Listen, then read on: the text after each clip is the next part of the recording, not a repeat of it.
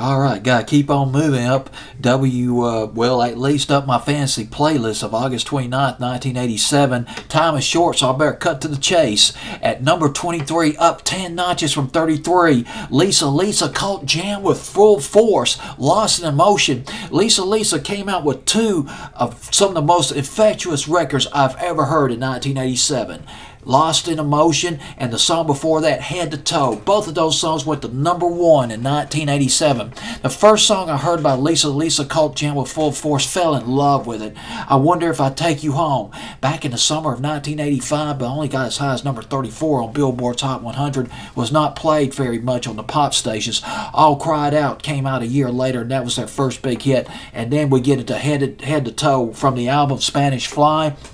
Now, there's a Motown influence in this record, and it was intentional.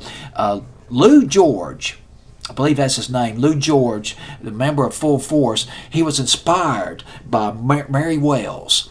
And I'm not talking about my guy. I'm talking about some of her hits back in the early 60s. Two of her hits come to mind that inspired Lou George to come up with Lost in Emotion. That was Two Lovers and You Beat Me to the Punch. Two big Motown hits for Mary Wells back in 1962 that everybody's forgotten about. Both of those songs, by the way, written by Smokey Robinson.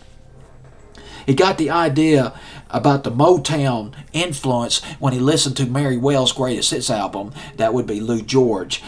Lou George came up with Lost in Emotion, and they used the xylophone, and they also did some bells in this record, which was reminiscent of some of the simple instruments, the simple instruments that Motown used to use, that Motown used back in the day. Lost in Emotion by Lisa, number 23 on my fantasy playlist, on its way to number one.